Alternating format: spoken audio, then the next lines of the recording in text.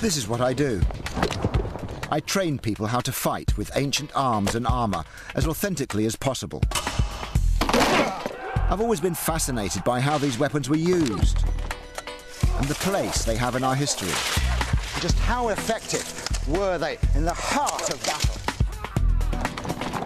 I'm going to put these medieval weapons to the test and discover how they help forge our history on the battlefield.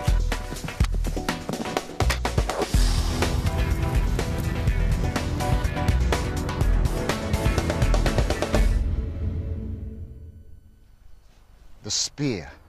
In essence, it's little more than a sharpened stick, one of the oldest and simplest weapons in the world. And yet it played an important role in many of this nation's crucial battles. The medieval arms race transformed this straightforward weapon from infantry spear to the lance of the mounted knight. Locked under the arm, the lance was the weapon of choice for the knights who clashed at the Battle of Lewes to fight for the first Parliament. The spear was at the heart of romantic chivalry, as epitomised in the heroic figure of St. George. But back in the hands of foot soldiers, the spear emerged victorious against cavalry, helping to win the key battle in the Scottish Wars of Independence at Bannockburn. I'm going to explore how the spear went full circle, from infantry weapon to cavalry weapon, and back to infantry again in just 300 years. The Saxon and Viking peoples, the spear was a weapon of high esteem. The sagas sing of spears. It was valued almost as greatly as the sword, but the spear was by far the more common weapon. Every warrior had a spear. The spear has reach.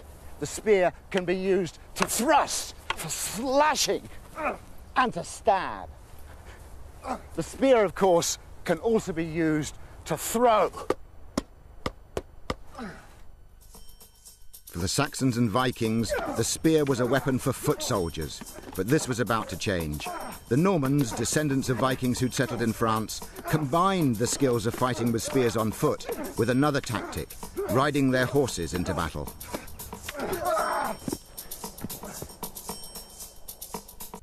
Duke William of Normandy was a master of cavalry tactics.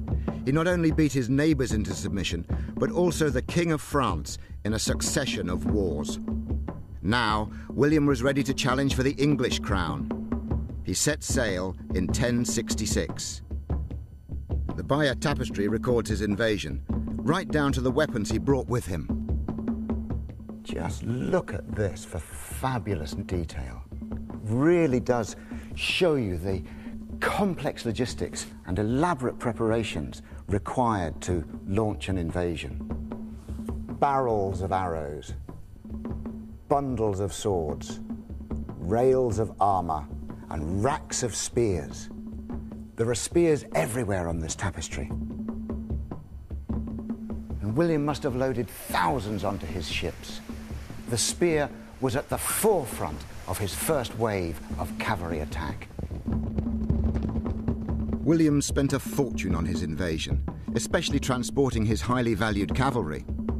This extremely expensive weapon, the mounted knight, was about to make his first appearance on the British battlefield. The spear would help to decide the fate of the kingdom. The Normans were Vikings who rode into battle on their horses. Their first weapon of strike was still the spear. The Norman cavalrymen at the time of Hastings, 1066, didn't use the spear as we see it in later periods, tucked under the arm in what is known as the couch position.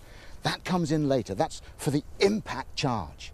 At this early period, the spear is still for throwing. They would ride up to the shield wall and throw their spears. It could be used to stab down on either side, and we see it on the Bayeux Tapestry being held out at arm's length, harrying routed troops from the battlefield. The English army relied on the collective security of a densely packed shield wall. Against William's horsemen, their principal tactic was to stand firm against the onslaught of the mounted spear attacks. For the Norman cavalry, it was exhausting work. In a battle like Hastings, they have to run up the hill many, many, many times. The shield wall held firm for 9 hours. They would ride up, throw their spears, ride away again, turn, come back, up the hill, throw their spears, and away again. The cavalry worked hard, and it wasn't as efficient as later when they got thicker lances and then tucked them under their arm, and then they could get in and really start to push you back. At Hastings, the mounted spears failed to break the shield wall. It was Saxon indiscipline that finally lost the day. They broke ranks and charged forward. William's cavalry was able to quickly turn about and decimate the scattered troops. King Harold was killed, and Duke William secured his reputation as William the Conqueror. From the moment the Normans got on their horses to throw their spears in battle, a catalyst of change had begun, which was to revolutionize medieval warfare. New techniques developed as the spear completed its transformation from infantry to cavalry weapon. At first, it was held out by the rider, who used the horse's momentum to assist the strike. Later, it was locked under the arm, and the spear became the lance. Horse, man, and spear, a single deadly projectile, now fully harnessing the power of the horse. This tactic would come to dominate warfare, with knights riding shoulder to shoulder in massed lance charges. And so the medieval knight came thundering onto the battlefield, heralding the age of impact. Down there is the little Sussex town of Lewes, and some 200 years after Hastings, the might of the spear would again decide the fate of kings. At the bottom of this slope, Henry III, his kingdom torn by civil war, was preparing to defend his royal authority, while up here, rebel Baron Simon de Montfort was rallying his troops, ready to attack. Principal troops on both sides were knights, cavalry, all armed with long spears. This would be one of the greatest impact battles in British history. Ha!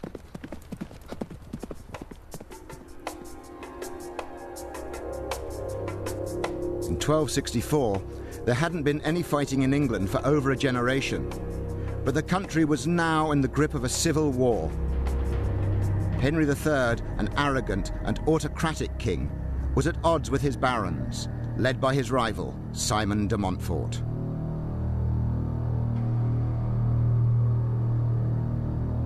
Holed up here in Lewes Castle were the troops of the king. Somewhere out there was the rebel army. At stake was the future of England's first parliament. The knights facing their first battle at Lewes would depend on skills developed through many years of intensive and dedicated training. In order to explore the essential elements of that training, I'm going to take our novices through a course of basic horse and lance skills. We've got evidence from medieval manuscripts that one of the ways they started was with a foot quintain. So you start without the horse. Okay? Now, there are a number of writers on jousting and lance skills. King Duarte of Portugal is one of the most famous. And he says that what you need to do is lower the lance poco e poco, little by little.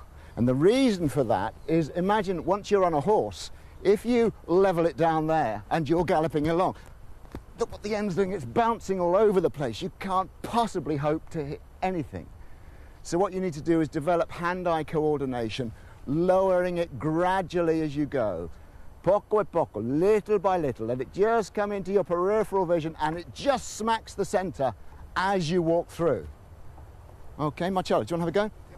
For nearly 50 years prior to the Battle of Lewes, there had been relative peace in England. Denied real combat experience, the training ground was vital to the development of young knights. Not bad at all. You feel like you want to try and throw the shoulder in behind it.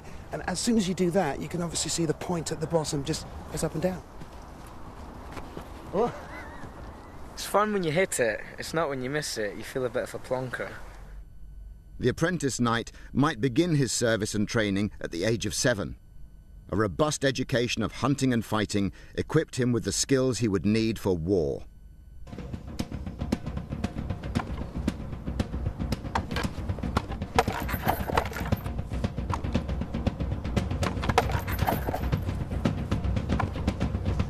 Excellent! Of course, in the great charges that took place here at the Battle of Lewes, the knights were mounted on horseback. There were over 3,000 cavalrymen on the battlefield, and combining lance and horse skills are the main objective of a student's training.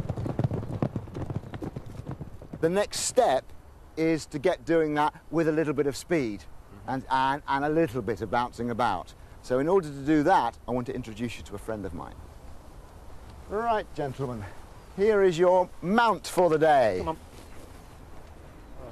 She's called Eliza. Okay, it's absolutely authentic. There are medieval manuscripts which show tilting carts like this, wooden horses on wheels. We still need to isolate the skills you need to get. Okay, absolutely full tilt. Get in through there. Okay, stand by on my words and charge! And stop. The awkward bit is when you bring it down, and you bring it down towards the target. It was a lot harder than I thought it was going to be, yeah. Especially judging the distance. And when you get it right, it feels great.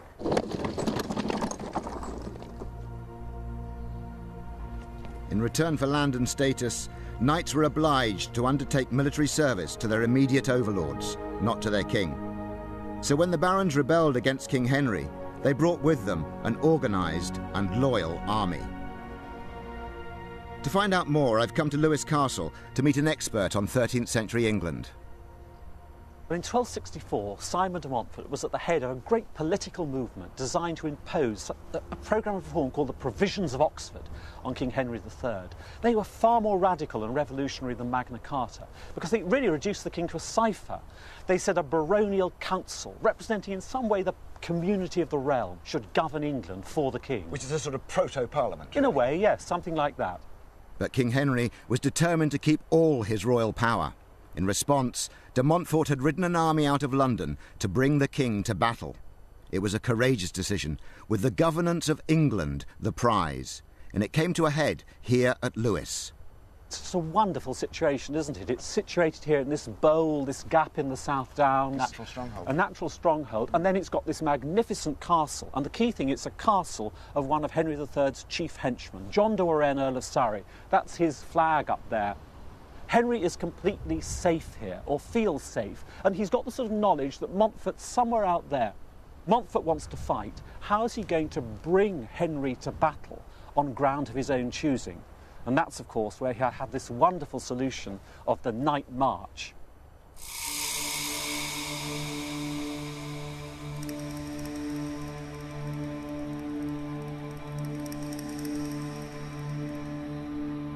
De Montfort was approaching from the north.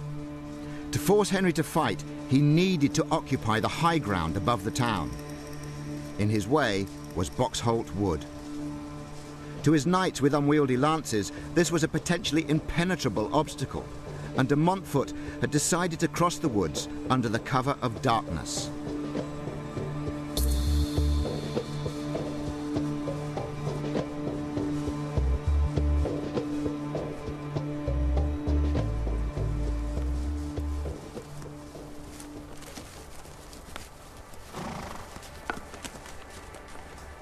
Riding through dense woodland with a 12-foot lance clearly has its problems.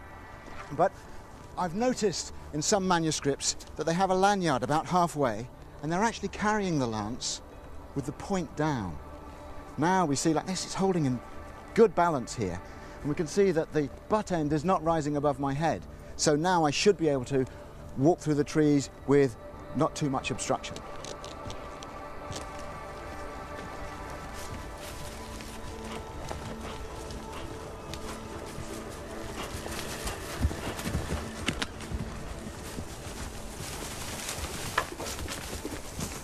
That works much better. There's really no obstruction, no problems with that at all. So I'm sure that although our images of knights with their lances over their shoulders in parades, when Simon de Montfort and his army were creeping through that wood on their way to Lewes, they would have carried their lances with the point down.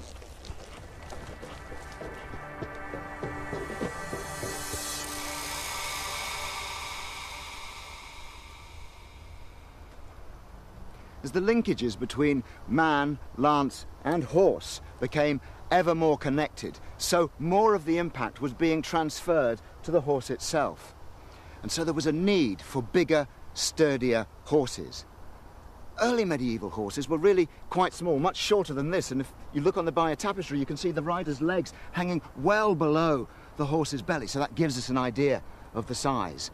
But as the impact charge developed, they needed these bigger, sturdier horses, not necessarily taller. Now, Louis here is actually a little too tall for a medieval horse. A medieval horse may only stand this high, but he's about the right conformation. He has the right characteristics, and Henry II introduced breeding programs in the 12th century so that you get horses with denser bone and short backs, which is good for weight bearing and good for getting collected underneath to deliver more thump, and a really awesomely powerful musculature.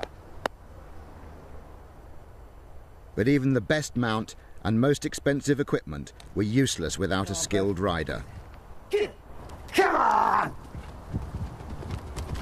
And this means more intensive training at the Quintain. That wasn't quite so good, was it? Not so good that time. It wasn't really couched underneath nice and safe. It was moving around a bit again, a bit too much. You didn't have it locked. No. And that's the important thing with this. It's not an independent thing that you jab with. No. You must absolutely lock it and lock yourself to the horse and power the horse through the target. Right. I'll set the Quintain. Okay. Lance, man and horse as a single projectile unit. You use the horse to drive it into the target. Come on! Good strike. What I'm going to get you to do now is go for the bag. Right. An Italian master of arms in the 15th century, Pietro Monte, wrote that in the joust you go for the man, but in war you go for the bigger, softer target, the horse. This bag is about the height of a horse's chest.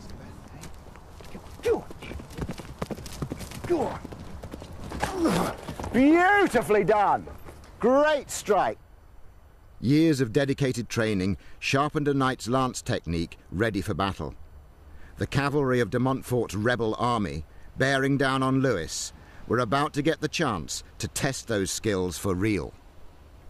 Overnight, Simon de Montfort's army had picked their way through Boxholt Wood, killed Henry's sentries, and deployed on the downs overlooking the castle.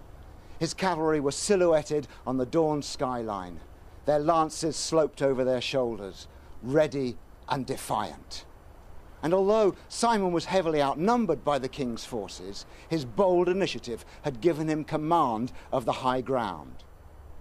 If this king wanted to quell the rebellion, if he wanted to reassert his royal authority, he would have to fight on Simon's terms.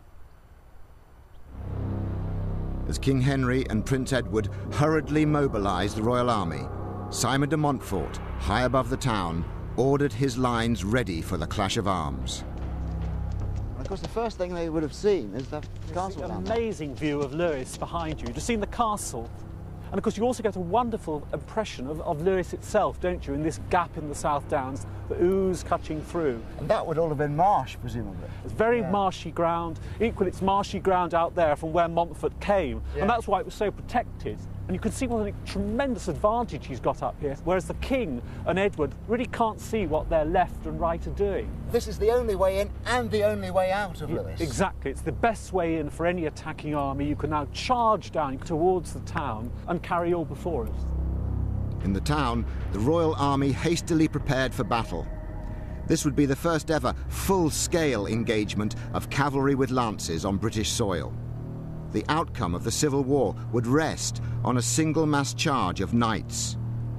Though the prospect of the impact charge was daunting, de Montfort felt he had God on his side. I think there's a distinct note of piety about it all, because Montfort got all his army to fling themselves on the ground with their arms outstretched so that they could confess their sins and be blessed. Compare that to Henry, of course. He's coming out of the Priory. According to Montfortian chroniclers, I mean, they'd spent the night in wine, women and song, not at all preparing in a spiritual way for the battle. The Battle of Lewis was of vital political importance. It would decide not only de Montfort's future, but also the future of England. Years of training might provide a knight with skillful handling of horse and lance, but he still lacked real combat experience, though there was another, more violent element to his martial education. Medieval chronicler once wrote that a youth needed to hear his teeth crack and see his blood flow before he could face real war. And thus, the tourney was born.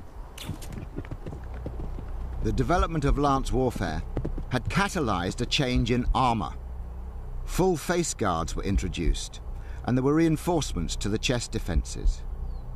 It was in such armor that the early tourney was fought, and it was fought with sharp lances. This was not mock combat. This was licensed warfare. Early tourneys were far less formal than later jousts. They were fought between opposing companies of knights, sometimes as many as 100 on each side. And they were supported by infantry, just like in real war. The intention was to capture and ransom a fellow knight, but fatal injury was frequent. The tourney replicated, in a very real way, the tough reality of the battlefield, but it could only go so far. However well trained the knights on both sides were at Lewes, nothing could completely prepare them for the battle to come. This would be far bigger and far more brutal than anything they had experienced before. Two armies faced each other up the hill. At the top, de Montfort gradually eased his men in good order a little way down the slope. At the bottom was Prince Edward, Henry's impetuous son.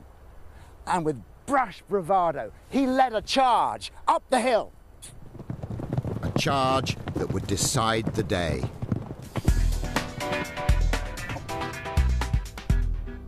"750 years ago, the English battlefield was dominated by the lance. Originally a weapon of the foot soldier, the simple spear had been adopted as a cavalry weapon, and linked to rider and horse, developed into a deadly projectile unit. In 1264, this hill above Lewes would bear witness to the impact of the first clash of lances in full-scale pitched battle on British soil. The mounted spear would determine the fate of the kingdom, but no one knew what the human cost would be. In order to learn more about the sort of impact that they would be facing on the battlefield at Lewes, we've established some scientific tests. This is foam aluminium, which the scientists tell me behaves in a very consistent way. So I'm now going to run at it with spears in a variety of different modes. First, I'm going to try it like one or two Normans are seen to do on the Bayeux Tapestry, holding it out at arm's length like that. Then I will couch it, tuck it under the arm like that, and really use the horse's momentum to drive it home. The relative size of the holes driven into the aluminium foam will give us a picture of how impact delivery improved through the ages.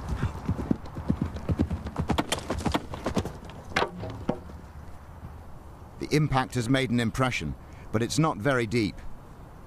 Now I'm going to tuck the spear under my arm, using the horse's momentum to add more power. Ha!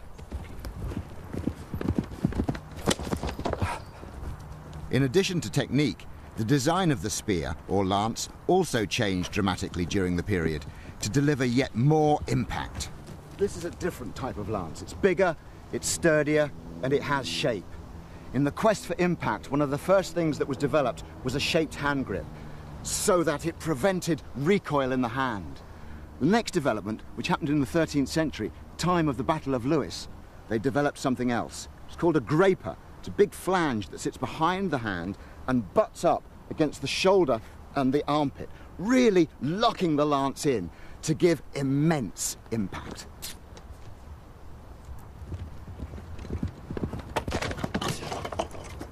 The grapered lance clearly packs a bigger punch. Well, that was a fair old wallop, wasn't it? I really felt that too. Yeah, clean through. There. And it's made a mark in the wood behind. You can see it there. But what would these lance blows have done to the armour of the day? We've brought our battered target to the Royal Military College of Science at Shrivenham to complete the test.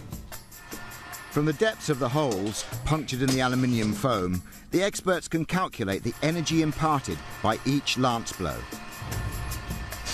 After calibrating the machinery, we can then reproduce our blows in the laboratory, dropping our lance head against replica 13th century armour. The first blow replicated the Norman spear at arm's length. Next, the couched Norman spear. Well, the first one obviously just made a prick in the material, so the lance held out at an arm's length is doing nothing to this quality of armour. But then when we upped the energy to a lance couched under the arm, did just defeat the armour. You can just see a small penetration there.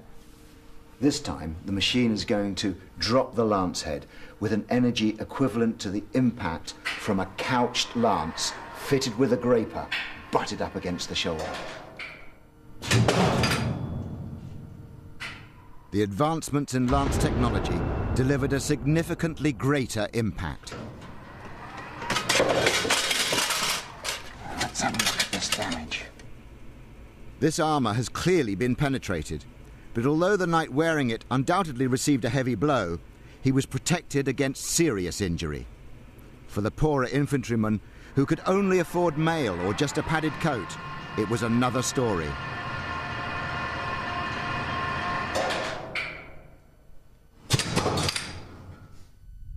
And it was the rebel infantry at the Battle of Lewes who would first feel the true impact of the massed cavalry charge. Simon de Montfort's foot soldiers were formed up here on this hillside. Charging towards them up the slope were Prince Edward's cavalry. Edward's knights, with lowered lances, smashed into the infantry on Simon's left flank, the London militia, and he drove them from the field, spitting them on the end of their lances like so many suckling pigs. Prince Edward's incisive initiative shattered Simon's infantry. The rebel left wing collapsed and was chased from the battlefield. Impulsively, Edward continued the rout for over an hour. His cavalry chased Simon's infantry 4 miles from the field, leaving his father, King Henry, with a vastly depleted force. This was Simon's great chance, and then de Montfort and his barons lowered their lances and took their chance.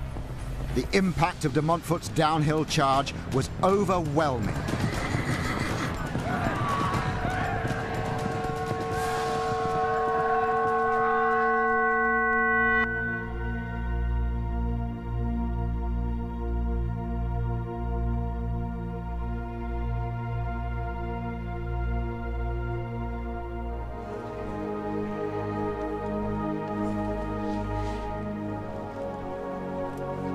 Here, at Worcester Cathedral, there's a rare British depiction of the clash of lances.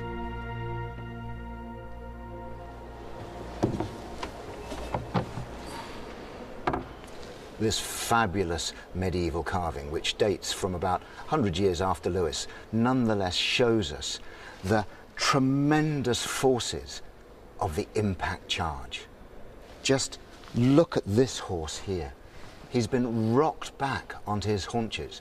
It really shows how that linkage between lance, man and horse, how as a single projectile all the force is given from the horse and all the force is transferred to the horse.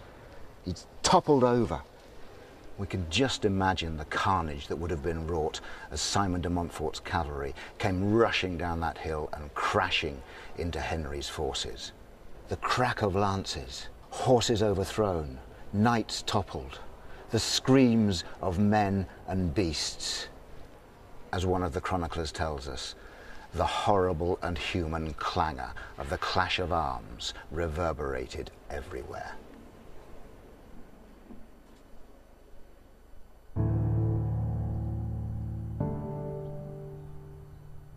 Henry III came here to Lewes Priory. As night fell, de Montfort's men shot volleys of fire arrows into the town, setting nearly every building ablaze. as the king spent the long night, deep in prayer and contemplation, he realized that come the dawn, he would have no option but to surrender to the rebel cause. The mounted lance had proved decisive at Lewes. For the first time, England was governed by a parliament. But its reign was short-lived. Within a year, Prince Edward had raised a fresh royalist army and crushed the revolt and de Montfort at the Battle of Evesham. But the seeds had been sown, and the concept of a parliament had been born. When Prince Edward became king, he consolidated his power by waging war and constructing formidable castles in Wales and Scotland. The Scots, in reply to Edward's fearsome cavalry, came up with a new use of the spear, a simple but effective tactic for the age-old infantry weapon that would take the lance head-on. In 1314, just 50 years after the Battle of Lewes, Edward I's son, Edward II, led a great army north to Scotland, ostensibly to relieve Stirling Castle. Sitting as it did on a vital crossroads in the heart of Scotland, the English could not afford to lose this strategically important castle. With Stirling under siege by a small Scots army, Edward II led a colossal force that included 2,500 knights with lances. He expected a speedy victory. But here at the Bannockburn, Edward walked into the shadow of one of history's abiding legends, Robert the Bruce. Spies had informed the Bruce that a huge English army was on its way to Stirling. So, preparing for war, he developed his new tactics using infantry with spears to defeat the lances of England's knights. Awaiting Edward's arrival, he took his men to the Tor Wood to train in secret. There were, of course, knights in Scotland, but they really didn't play as prominent a role as the infantry had done. The 13th century had been fairly peaceful for the Scots. They weren't developing their military capability, they were doing other things. And the way, because Bruce's campaign had raged for many years prior to Bannockburn, but he'd done it as a guerrilla fighter. That's absolutely right. Learning perhaps from people like William Wallace, that's what the Scots had learned that they had to do if they were going to combat this mighty English army. There's no doubt about that. So they couldn't really take them in a pitched battle. They really hadn't succeeded in doing that, and Bruce had set his head against pitched battles with the English. But in order to secure Stirling Castle and rid Scotland of the English, the Bruce would have to make a stand. I don't know whether he thought he was going to fight a battle, but he certainly wanted to put up a good show to stop the English from getting to Stirling Castle easily. And to do that, he had to use trained men and to maybe take on the Scottish tactics to a new level. In his month in the Tor Wood, he had trained a completely new type of army, and they were armed with a completely new tactic. At its heart were tight, mobile formations of spearmen, known as schiltrons. Great thing about the schiltron, of course, is that it uses spears, which are so easily fashioned, aren't they? It's quick and effective, basically. The materials are there. You can put a weapon in someone's hand and train them. And if you've got the time, which I think Bruce took, you can fashion quite an effective fighting force. Because it's really simply a stick. I mean, it's a weapon that you can harvest as a crop. And you just then need to take the end out, which any simple local blacksmith could soon fashion you an effective iron head to go on there. And then you've got a fairly effective weapon. But to be really effective, it needed the right tactics and training. Very much for coming. Now, the idea this morning, you can see you've got these tree trunks in front of you, and we're first of all going to turn those into spears. Robert the Bruce at Bannockburn pioneered a new way of using the schiltron. The schiltron was formed in a circle, so you could take attacks on all sides. But Bruce's revolution was he could make his circle move. So they could become attacking forces, not just defensive forces prey to the archers. Now, a real Scottish schiltron should have 1,000 men. We haven't quite got that here today. But hopefully we've got enough of you to form into a circle. That's what's important. On your own, I could write any one of you down. But standing together, with long spears sticking out all around. The cavalry simply can't get in. So we need to see how difficult is it to train for this. Robert the Bruce had a month in the Tor Wood, and he got a very effective army. Let's see what we get. Ha! Gary has spent many years training Civil War enthusiasts in pike drill. Now his challenge is to train our volunteers and create a workable, movable Schultron. What we're going to do to start with is start getting you working as a single body. You're going to be working together, you're going to be working closely. So what I want to start with is one single clear line. We're going to start by going through 3 basic static positions. The charge, you're going to put your foot behind the butt of the pike, brace it and step forward with the left foot. That then allows you to bring the pike down into your left hand, leaving your right hand free. So anything comes up and runs into the end of it, it's not going to slide off down the hill. From there, to recover back to the order, step back, transfer the pike back into the right hand. We're back where we started. Nice and clear?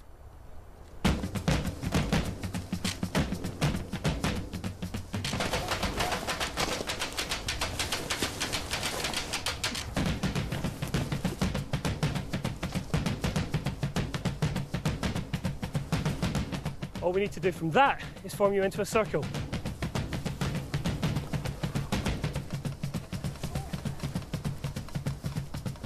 So you're now a tight body. It's hard work. They are really heavy, and of course, because they're so long, they're really difficult to control. And so when you've got them up on your shoulder, you feel as though you're tilting backwards and going to fall over. I've had to change to a lighter pole, right, especially with the carrier manoeuvre because of the leverage. You find it really tough on your arms. Well, I think you still see some of the kind of tribal elements of Scotland when you see a Scotland-England game at Hampden. You know, I'm sure if they had big spears there, they might well use them. The spears of Bruce's Schultrons were almost never tested.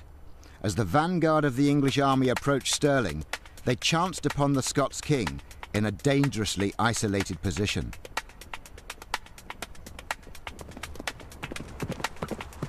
Robert the Bruce rode up and down his lines, putting his Schultrons in good order. Axe in hand, he was out in front of his army, just as the English came into view. And one young English knight saw an opportunity. This battle could be won before it even started. At full tilt, Sir Henry de Bohun charged the Scots king. The Bruce rode out to meet him, and as they closed at the last minute, he swerved. A contemporary chronicler said that Bruce cleft him to the brisket.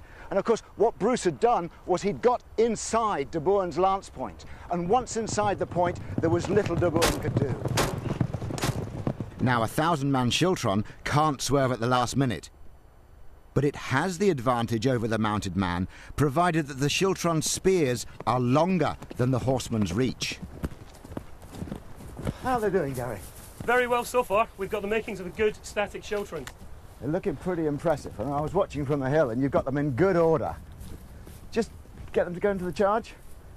Charge! Yeah, if I come round you, you don't know where I'm going to burst in. I could burst in anywhere. You're not going to let him? Because I could... Oh, yes, nice. Excellent. Good, yeah, I can't get in that. Keep tracking him. This is good. Get that button. This simple experiment is really showing me how hard it must have been for the English cavalry to break these spear formations. Well, that kept him off. Order! Excellent. On the first day of the Battle of Bannockburn, Bruce's army held the high ground, and he arranged his men into 4 Schultrons, each of around 1,000 men. One with Edward Bruce, one with the Earl of Moray, one with the Black Douglas, and one with Bruce himself. Sir Robert Keith had a small reserve of Scots cavalry. The English vastly outnumbered the Scots. Edward II thought this would be a walkover. He didn't even think the Scots would stand and fight. And the bold hearts of English chivalry charged in, thinking to wipe these people from the field. But even under immense pressure from Edward's knights, the Bruce's static Schultrons held firm and the bodies of the English horses and the English knights fell and stacked against the Schiltron walls. At the end of the day, the English retreated to think again. On day 2, the Bruce would have a different tactic. Forward! On the second day of the Battle of Bannockburn, the Scots took the fight to the English. Scots' morale was on a high. On the previous day, they had soaked up waves of English cavalry charges. Now it was their turn to go on the offensive. All their training was about to pay off.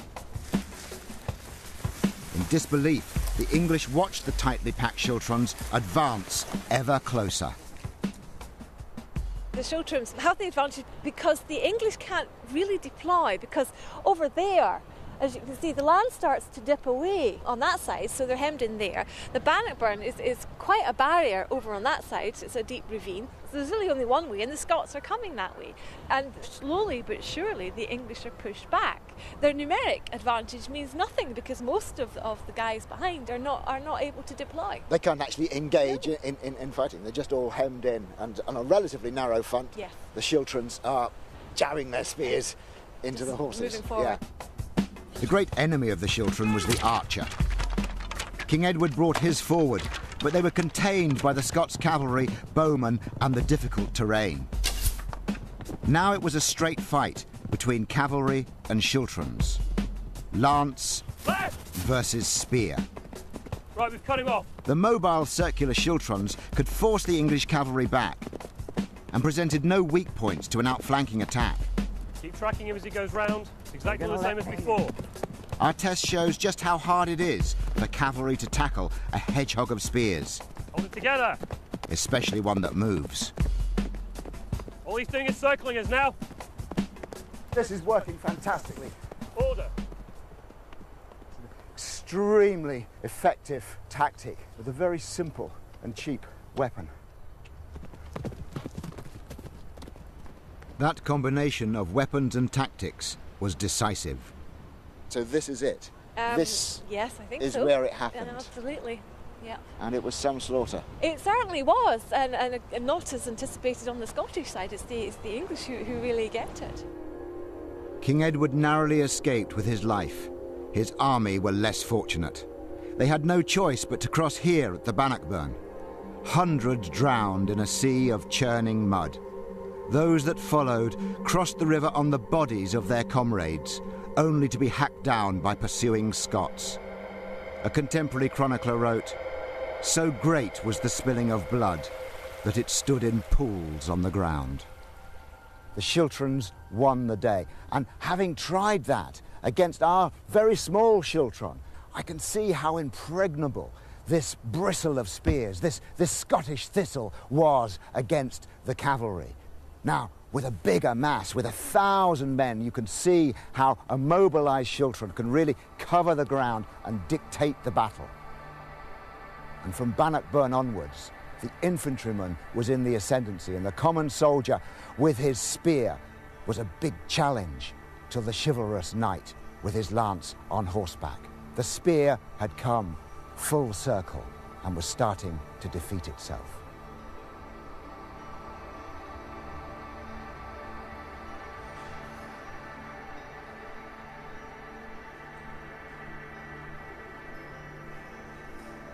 Robert the Bruce had won a famous victory. His Schiltrons had secured Scotland's freedom from the English crown. Bannockburn became synonymous with Scottish independence, remembered for the spears of the Scottish infantry defeating the lances of proud Edward's army. It was a turning point in medieval military tactics. This was by no means the end of the lance or the mounted knight, but it was the beginning of the end of their total supremacy on the battlefield. The cavalry was no longer an unstoppable force, but the horseman and his lance still had a vital role to play. He was used for scouting and skirmishing and ambush.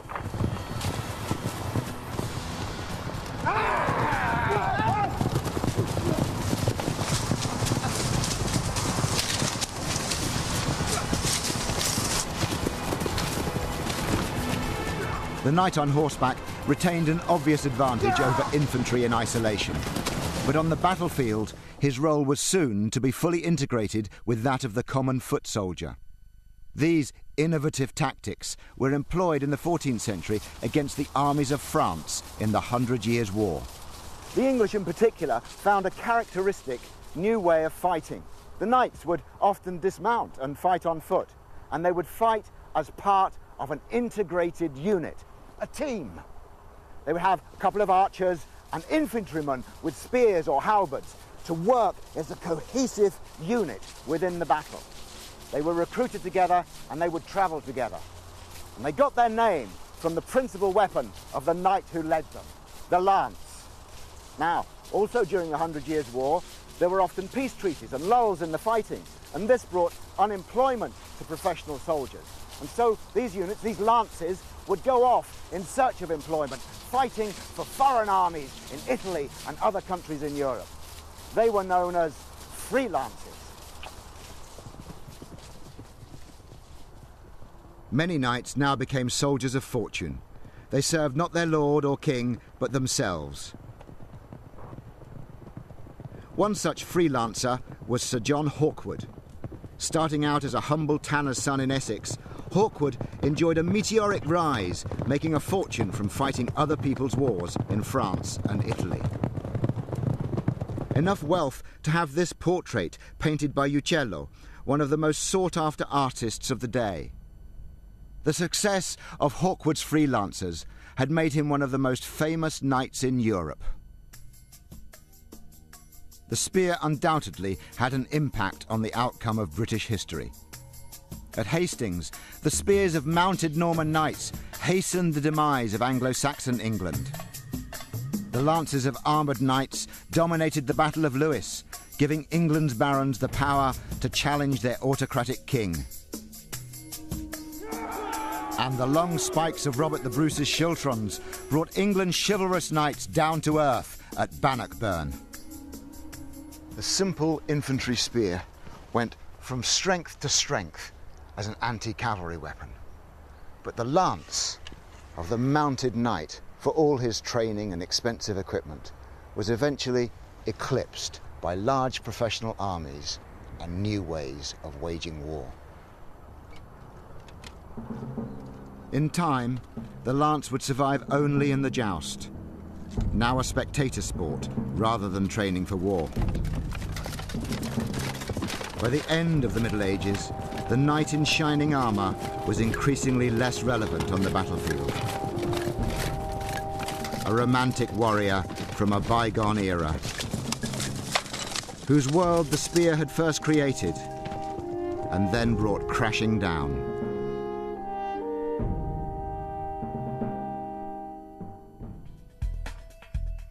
In next week's programme, Mike takes up his shield. You can take up your lance and practice your jousting skills at our website, channel4.com/history. Next tonight, drawing tens of thousands of people to watch athletes achieve near godlike status.